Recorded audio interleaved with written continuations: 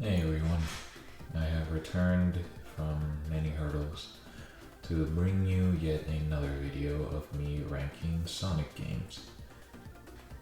This time we will be covering the dark era of Sonic.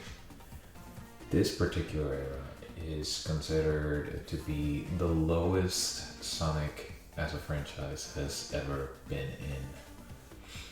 Whether it be in games or TV shows, Sonic was just not in a good position at the moment throughout those years, to the point where back in 2010, Sega tried to shift away from that era, ignoring it, almost pretending like it didn't even exist. So yeah, this is quite the interesting section of the video to rank, because some of these games are some of the worst that I have ever played, while others are honestly underrated gems. So yeah, let's get started with Shadow the Hedgehog. Now, I actually have quite some history with this game. This was the first 3D Sonic game I ever played, and it was the only 3D Sonic game that I played for quite a bit when I was a young lad. Until Sonic and the Secret Rings, but we'll get to that game later. Now, back then, I actually really enjoyed this game. I love the branching paths, I love the different mission levels, and I just overall enjoyed it. But now, playing it now with the person that I am now, yeah, this game is hot garbage. Possibly the worst Sonic game I have ever played, if I'm being completely honest here. This game was awful. Okay. Now, the premise of Shadow being either good or bad, or neutral, could have been interesting, with every choice you make making your own branching path into 10 different levels, concluding in choosing one out of two endings from that path.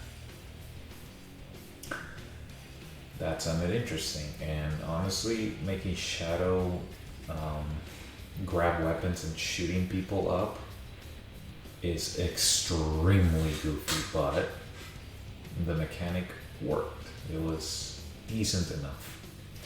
The gunplay was not bad, it wasn't anything groundbreaking, but it was just kind of there. Now, this is technically a side game, but unfortunately, it has a canon story to the mainline Sonic games. So, because of that, it is a mainline Sonic game, technically speaking. Now, you may be wondering, how could there be a canon ending when there's like 10 different paths or 10 different endings where you can take seemingly hundreds of paths to get to those endings? Well, it's quite simple. Every choice you make throughout the main game is non-canon. Non-canon. Why is that? Because after you get every single ending, you unlock a last story mode, which you would know from Sonic Adventure 1, 2, and Heroes, where Shadow ultimately stops Doom and saves the day by destroying the Black Comet with the Ark's laser cannon, solidifying the fact that Shadow is a anti-hero. He's not a renegade. He is not a altruistic hero. He's an anti-hero. So just in one game alone, you introduce an interesting mechanic, and then by the end you just throw it out the window, making every choice you make basically worthless and meaningless. Why? Because of the last story section. And even then, the story of this game is extremely bad. The main story is sprinkled in every now and then between one of the branching paths. But throughout those branching paths, it also tries to tell its own story. What does that mean? Simple.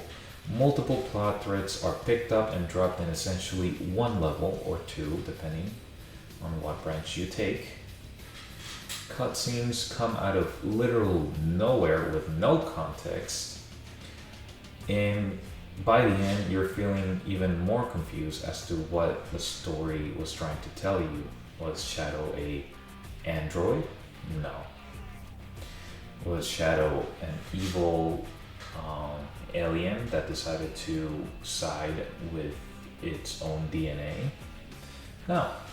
Is he a hero who just kind of wants to do its own thing? No. Well, kind of. But you see what I mean. The story is so confusing and so hard to follow that to this day, I don't think anybody has tried to piece together what the story of this game is. And that's for good reason, because my goodness, it's confusing and edgy and bad. This game was basically what made Shadow into an edgy meme. You know, Edgy the Hedgy? Yeah, it came from this game because Shadow and the rest of the cast cuss. They cuss a lot. We all know the meme, where's that dang fourth emerald? We all know those memes. We all know the disgusting black creatures. Yeah, that did not age well in this day and age. So yeah, dialogue is bad, story is confusing. What about gameplay? Well, it is a chore to play this game, I'll tell you that right now. Some of these missions are a collectathon or extermination of a specific faction within the level. So you will spend a lot of time running around trying to figure out where these parts are or where this last enemy that you need to kill is within the map. Because there aren't really any good pointers, and the sages just kind of are so forgettable and just kind of blend into each other that you just kind of get confused and start running in circles trying to find any sort of landmark to, you know, establish where you are so you can continue on to a different point. But no, you just end up going in circles over and over and over trying to complete this specific mission. Now there are missions where all you have to do is get to the end of the level and collect the Chaos Emerald or collect some other random item that's at the end of the level. Those are by far the best missions because you don't have to do anything but go forward. So yeah, gameplay is a chore. So basically nothing about this game is good. Aside from the music. There are some good tracks here, like I Am All of Me, and yeah, it's about all I can remember, I'm sorry. But yeah, no, this game is hot garbage, and in my opinion, I think it is the worst 3D Sonic game I have ever played. So yeah, let's continue on with, well, like I said, I didn't play Sonic Rush or Sonic Rush Adventure. I didn't play any of the handheld games until like Sonic Generations for the 3DS. So yeah, it's It's kind of sucks because there is like a cult following for these two. People really seem to think that these are some of the best Sonic games that came out of that era, but unfortunately I have not played them, so I cannot give a good opinion about them. And that same sentiment goes to Sonic 06. Now this game is the most infamous Sonic game ever. It is what tanks Sonic's reputation to the bottom. It is what made Sonic into a joke in the gaming industry for years. And it is what made people think that maybe Sonic was never good to begin with. We all saw that IGN clip. So yeah, everything about it had to do because of this specific game. The story was terrible. The gameplay was sometimes serviceable, but those were very few and far between, and that is if you didn't run into the many glitches that this game is very well known for. If you don't know what I mean, go watch the Game Grumps Let's Play of this video game, because my goodness, it is insane how much they run into there. Now with that being said, I have not played this game. I know for a fact that I would put this in garbage, but I have not played this game. So I don't know if this game is the absolute worst or if there are some redeeming qualities that make it better than Shadow the Hedgehog. So I don't know. So I'm gonna put it in never played. And I'm probably never gonna play this game because this game is basically non-existent. The original has been delisted by Sega, and good luck trying to find a physical copy of this game because I'm pretty sure people just burned and broke this game's copies until there was nothing left. Now thankfully, people have started modding this game in PC, making it an actual fun and enjoyable video game. And some of the best examples of that is P06, I think that's what it's called. Project 06, which basically redoes this game from the ground up in a brand new engine and does everything that the game tried to do, but it couldn't due to time constraints. So with that being said, we're just gonna put this in never played and we're just not gonna talk about it. Now let's go to Sonic and the Secret Rings. I once again have history with this game. I used to absolutely love this game back when I was a kid. I loved the style, I loved the gameplay, believe it or not, I loved the story, and I even loved that knockoff Mario Party multiplayer that it had. I used to play that so much with my brother. Like, it was insane how much we played that. But now, playing it now, the gameplay puts this game so far down. And why is that? Simple. Sonic is on rails the whole time. This is an on-rail 3D Sonic game. Meaning good luck trying to control Sonic while he's always trying to move forward. Good luck trying to give him good positioning to jump and platform around when he does nothing but hug the wall if he crashes into one while he's moving forward. Good luck trying to complete a mission-based level, because those are back from Shadow the Hedgehog, but thankfully they are not mandatory. So there are side missions, and that's what they should stay at, and that's what I appreciate about this game, that, believe it or not, actually improved upon Shadow the Hedgehog's crappy design, which is all these missions are now side missions. The levels, aesthetically, they are beautiful. This game is absolutely gorgeous for an early Nintendo Wii game. Because this game came out in 2007, if I'm not mistaken. So, yeah. Beautiful looking game. Beautiful. I like the voice acting on this game. This is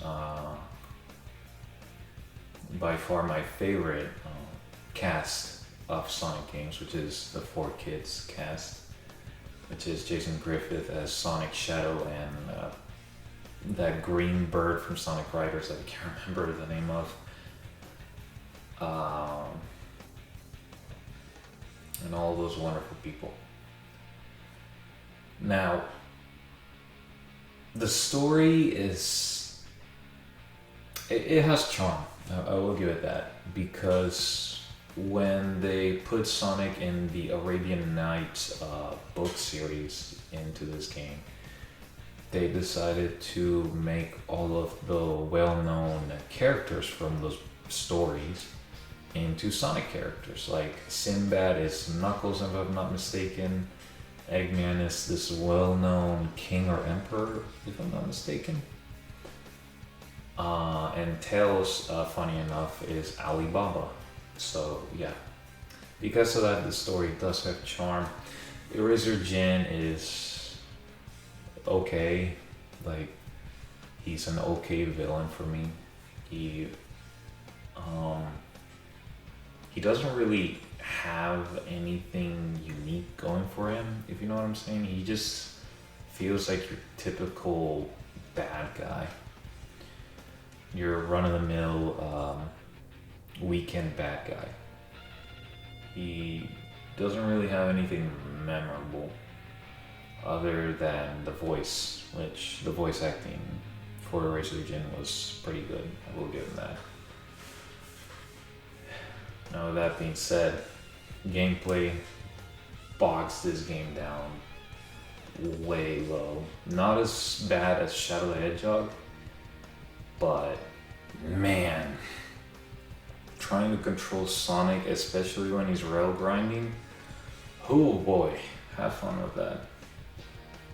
Alright, I think we're actually getting close to the end of the dark era of video games. Now, with that being said, let's go ahead and put Sonic Unleashed in pretty good, at the very top of pretty good.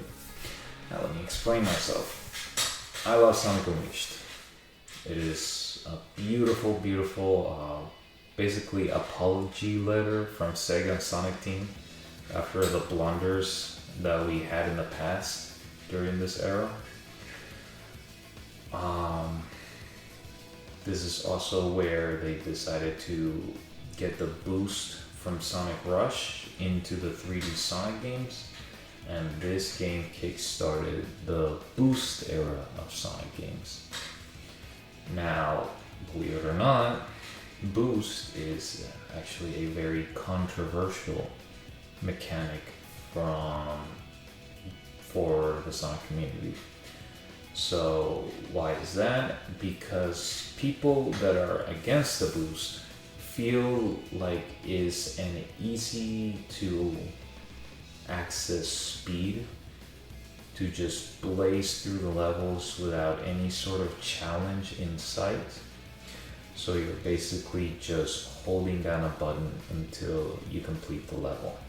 Now, I personally never saw that, especially in this game where it came out, when it came out, because yes, you have instant access to blazing speeds with Sonic by holding down one button, but this game is quite challenging. I think is probably, if it wasn't for Sonic Frontiers Extreme mode, I would say that Sonic Unleashed is the hardest Sonic game.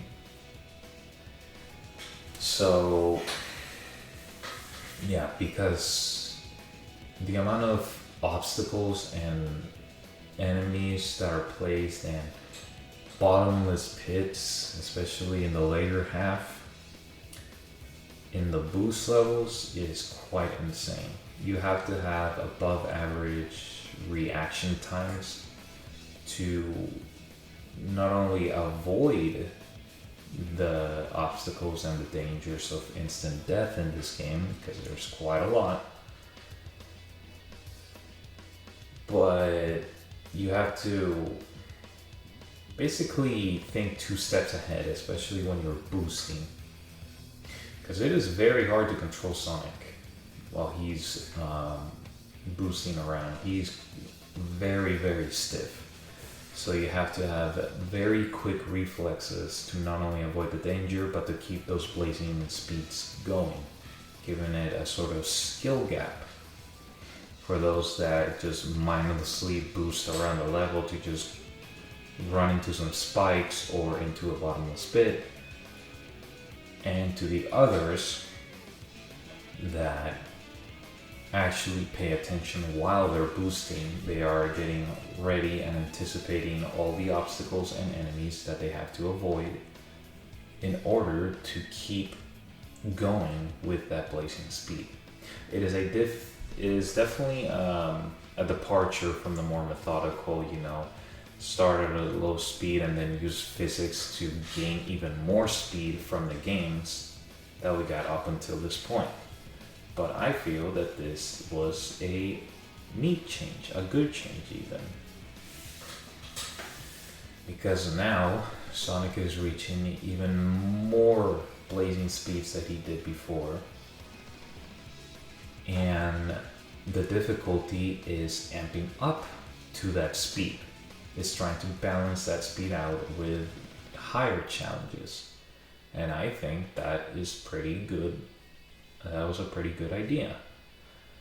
Now, let's get to the... No, let's not get to the bad yet. Let's keep talking about the good. The soundtrack of this game, one of my favorites in the entire Sonic franchise. Is beautiful, beautiful soundtrack. The story is honestly one of my favorites of all time from this era.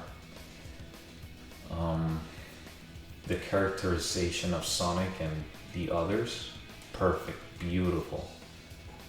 You get the feeling that this is Sonic, this is Tails, and so on and so forth.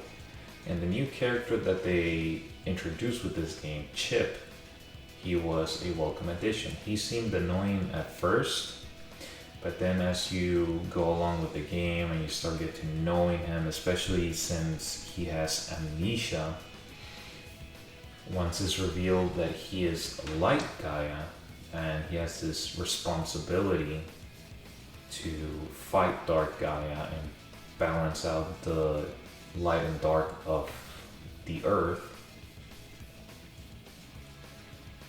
he starts becoming more likable. You start rooting for the little guy, especially when Sonic hypes him up.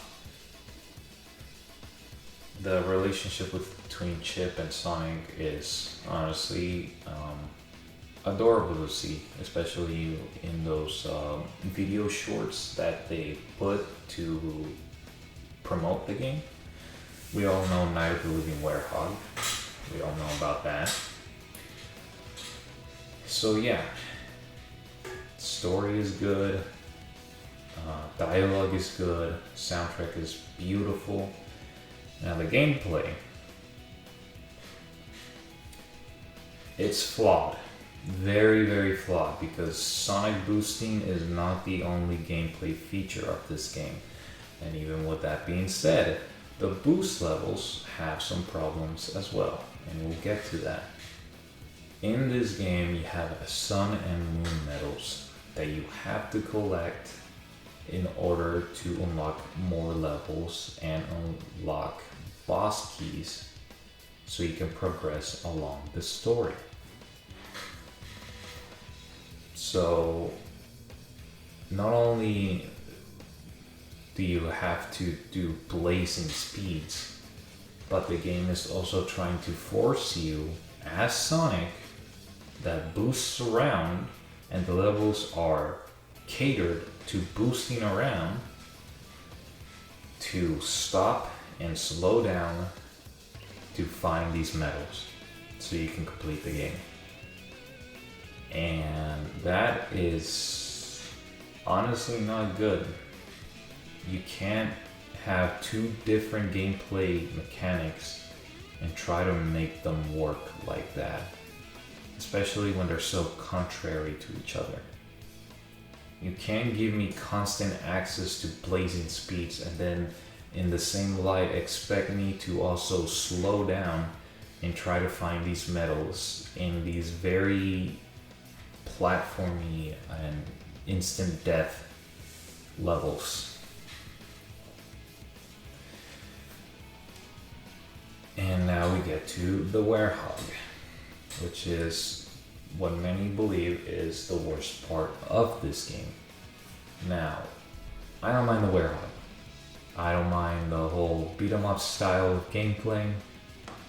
I get why Sega tried to do this, because beat 'em ups were all the rage back during this time, with games like God of War and Devil May Cry around. I understand why Sega decided to try to cater to that. But Sonic, I don't think they fully realized the fighting style until Sonic Frontiers.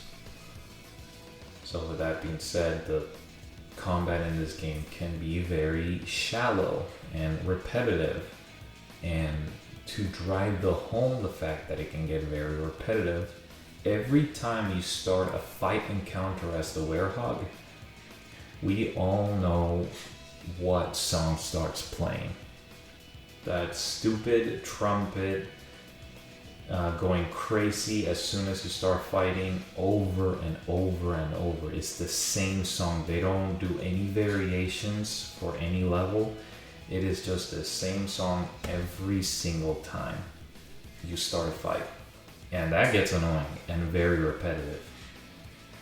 It just makes you want to finish the werehog levels faster.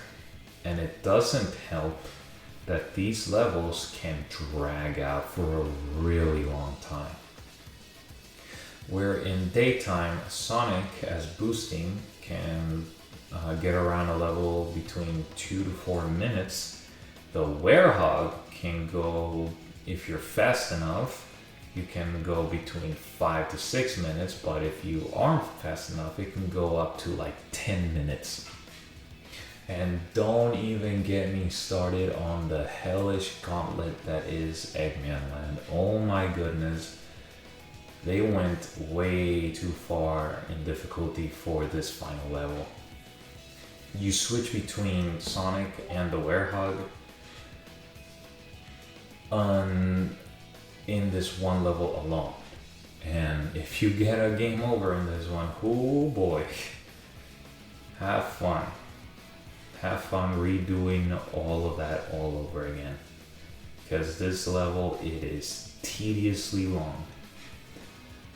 It brings every single bad flaw from the gameplay and exemplifies it here in order to disguise it as quote-unquote hard and challenging. Yeah, it's a mess. The gameplay is a mess, but it is also very, very, very fun. The daytime boost levels are extremely fun, and even some of like the early werehog stages are quite fun to do. The bosses are also fun to fight, even as the werehog, believe it or not. And the final boss is who is it's quite the issue. But that song kind of makes up for it, so you know. So now we only have one game left in the Dark Age, and it is also the final game where the 4Kids cast is used for any Sonic game. I'm not gonna count Sonic and Sega All-Stars Racing because all they did with that game is reuse voice lines from the older games of this era and imported it into that one. So I'm not gonna really count that because once again it's just reuse lines. So with that being said, Sonic and the Black Knight. You're not gonna believe this. I never played this game. Yeah, no, unfortunately I never played this game. I have heard stories of this game, how this was yet just another blunder of a Sonic game for many fans. But now recently, surprisingly, people started warming up to this game, saying that it's actually an underrated gem of a Sonic game. I wouldn't know because I never played it, unfortunately. I would love to play it. I love the aesthetic of this game and I love the soundtrack. I listen to it all the time. But unfortunately, I never played it and I don't think I'm gonna play it anytime soon, especially since trying to get a Wii remote and a nunchuck that are functioning in this day and age, it is a rarity. Trust me, it took me a while to even find a new replacement for my Xbox 360 controller that was the same model. It took forever.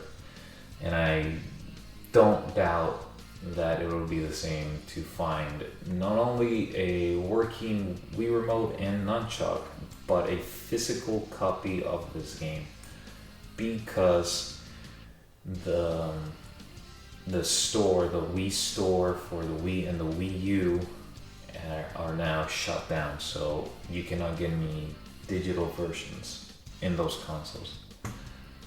And let's be real here, this game is not gonna go into any Switch version. So yeah. Well, would I play this game if it was in a totally legit console that's not an emulator in any way whatsoever?